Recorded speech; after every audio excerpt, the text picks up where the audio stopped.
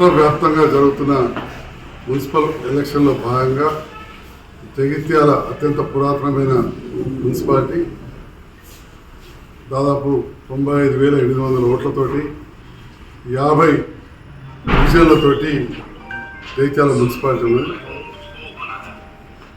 ఆ సందర్భంలో నేను కాంగ్రెస్ ప్రభుత్వంతో కలిసి పనిచేస్తున్న సందర్భంలో 30 మంది అభ్యర్థులకు గాను డిఫామ్స్ ఇవ్వడం జరిగింది. అందులో 12 మంది అంతకుముందు పార్లమెంట్ ఎలక్షన్లో కూడా కాంగ్రెస్ పార్టీకి పనిచేసిన వారు ఉన్నారు.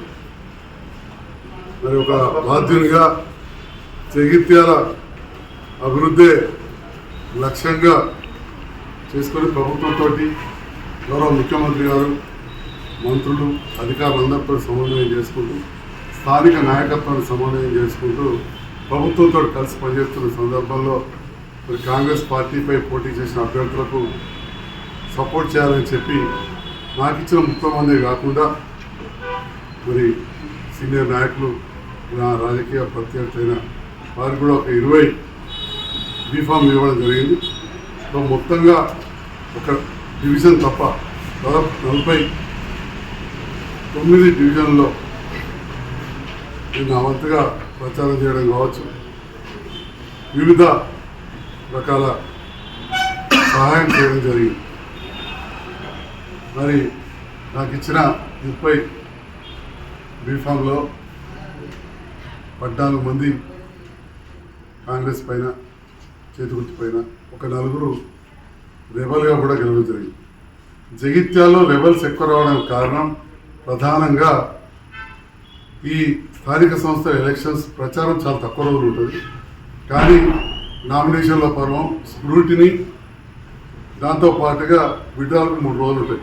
7 రోజులు, ప్రచారానికి 5.5 రోజులు ఉంటాయి. తర్వాత ఒక 1.5 రోజుల మన ప్రిపరేషన్ ఉంటుంది. మరి ఈ సందర్భంలో జగిత్యాల్లో ఉన్న ప్రత్యేకమైన పరిస్థితుల దృష్ట్యా అభ్యర్థుల లిస్టు అధిష్టానం నుండి 3వ తేదీన అంటే విడ్రాల్ నాడు 10 గంటల సందర్భంలో మా జిల్లా అధ్యక్షుల ద్వారా మాకు అందడం జరిగింది. తద్వారా నాకు ఇచ్చిన 30 స్థానాలలో అప్పటికే పోటీలు ఉండి దాదాపు 6 రోజులుగా ప్రచారం ఉన్న వాళ్ళు అప్పటికప్పుడు ఒక గంట లోపల విత్డ్రా చేసుకోమంటే రకరకాల కారణాల వల్ల పోటీలు ఉండి 4 రెబల్స్ గెలిచారు. నేను ఆ 4 కూడా ప్రచారం చేయలేదు, పూర్తిగా ప్రభుత్వ పక్షాన ఉన్న కాంగ్రెస్ పార్టీ వాళ్ళకి చేసినాను. మరి అక్కడ చూస్తే సీనియర్ నాయకులు కండువనే మార్చేసారు. 3 రంగుల కండువ తీసేసి పచ్చ కండు వేసుకొని చేతి గుర్తున్న వాళ్ళకి ఎవరు కూడా ప్రచారం చేయకుండా కాంగ్రెస్ పార్టీ రెబల్స్గా గతంలో జెండా మోసింది అనుకుంటూ మొత్తం ఒక 30 వార్డులలో అదే ప్రచారం చేసింది. మరి ఇటువంటి పరిస్థితుల్లో 18 మంది గెలిచి రావడం, ఆ తర్వాత ఇండిపెండెంట్గా గెలిచిన వాళ్ళు వివిధ పార్టీల నుంచి కొన్ని రెబల్స్ ప్రభుత్వంతో కలిసి పనిచేస్తేనే అభివృద్ధి సాధ్యమనే ఆలోచనతో మరి ఈరోజు నాతో కలిసి ఈరోజు ఉండడం జరిగింది. మరి రేపు మున్సిపల్ చైర్మన్ ఎలక్షన్ ఉన్న సందర్భంలో నేను కూడా సీనియర్ కాంగ్రెస్ కుటుంబానికి సంబంధించిన సమీల శ్రీనివాస్ 2005లో కౌన్సిలర్గా ఉండి, తర్వాత వారి సతీమణి 2019లో బీఆర్ఎస్ ఉండి, మొన్న 2026లో కాంగ్రెస్ నుంచి గెలిచింది. మంచి విద్యావంతురాలు. 2వ అభ్యర్థినిగా ఎన్ఎస్యూలో పనిచేసి కాంగ్రెస్ కౌన్సిలర్గా 2014లో ఉన్న తమ్ముడు లక్ష్మణ్ సతీమణి అడవాల జ్యోతి, వారు కూడా 2019లో కౌన్సిలర్గా కొద్ది సమయం మున్సిపల్ చైర్మన్ ఉండి ఇప్పుడు 2026లో కాంగ్రెస్ నుంచి గెలిచింది. అంటే నేను ప్రతిపాదించే లేదా మిగతా ఇక్కడ చాలామంది మెజారిటీ 30 మంది పైన, 50కి 30 మంది పైన ప్రతిపాదించే కౌన్సిలర్ అభ్యర్థులు గెలిచిన వారు కూడా ఈ 2 పేర్లనే సూచించడం జరుగుతుంది. నేను కాంగ్రెస్ అధిష్టానానికి గౌరవ ముఖ్యమంత్రి, మున్సిపల్ శాఖ మంత్రి గారు కాబట్టి వారికి, పిసిసి అధ్యక్షులు మహేష్ కుమార్ గౌడ్ గారికి, 2 విద్యావంతులు గతంలో కాంగ్రెస్ కౌన్సిలర్గా వారు భర్తలు పనిచేసారు, వాళ్ళ కుటుంబాలు కూడా పనిచేసినాయి. వీరు కూడా ఇప్పుడు కాంగ్రెస్ రిఫార్మ్ పైన గెలిచారు కాబట్టి ఈ ఇద్దరిలో ఒకరి అభ్యర్థిత్వం ప్రకటించాల్సిందిగా విన్నవించుకున్నాను. మరి ప్రత్యర్థైన జీవన్ రెడ్డి గారు సీనియర్ నాయకులు పదే పదే మీడియాలో ఏదో అన్యాయం జరుగుతుందని మాట్లాడుతూ ఉన్నారు. మరి మొదటి నుంచి మా తాతల నుంచి కూడా కాంగ్రెస్ కుటుంబం, దాని గురించి నేను చెప్పాల్సిన అవసరం లేదు. మీడియా మిత్రులు అందరూ కూడా తెలుసు. మా తాతలు వారందరూ కూడా ఎంపీలుగా మంత్రులుగా పనిచేసారు. నేను బీఆర్ఎస్ పార్టీ నుంచి గెలవడం, గత సంవత్సరంన్నర కాలంగా కాంగ్రెస్ ప్రభుత్వంతో కలిసి పనిచేస్తున్నా.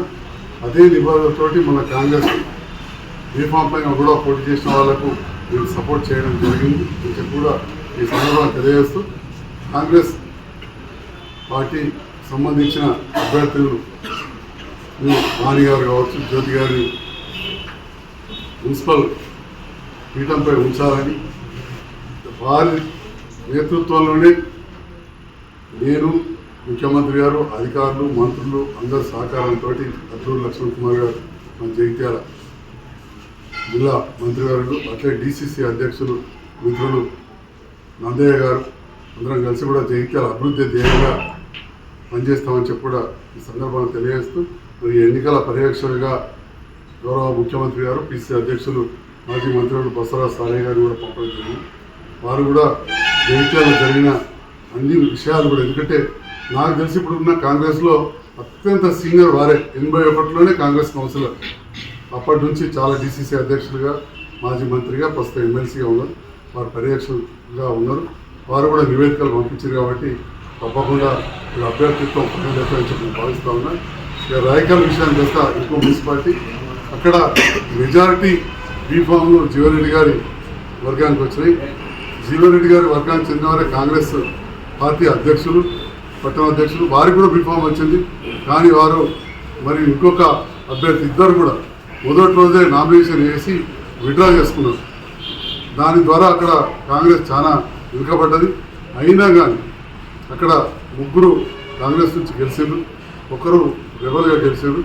మరి అక్కడ పరిస్థితి కొంత బాగలేదు. కానీ జగిత్యాల మున్సిపాలిటీలో ఖచ్చితంగా కాంగ్రెస్ పార్టీకి చెందిన ప్రభుత్వంతో అనుకూలంగా ఉండే మున్సిపల్ చైర్మన్ అభ్యర్థిని, ఎందుకంటే బీసీ మహిళా అభ్యర్థిని అయితే అని చెప్పి భావిస్తూ, మరి ఈ సందర్భంలో మా సమీల వాణి గారు మున్నూరు కాపు సామాజిక వర్గం, బలమైన సామాజిక వర్గానికి చెందిన ఆడబిడ్డ, అట్లనే జ్యోతి గారు వారు కూడా పద్మశాలి సామాజిక వర్గానికి చెందిన ఆడబిడ్డ, వీరిద్దరిట్లో ఎవరైనా ఒకరిని సెలెక్ట్ చేయాల్సిన విజ్ఞప్తి చేస్తాం. అల్టిమేట్గా పార్టీ పెద్దలకు, ముఖ్యమంత్రి గారికి మా నిర్ణయాన్ని మా విజ్ఞాపన చేస్తూ ఉన్నాం. వారి నిర్ణయాన్ని కట్టుబడి ఉంటామని చెప్పి మీడియా ద్వారా తెలియజేస్తున్నాం.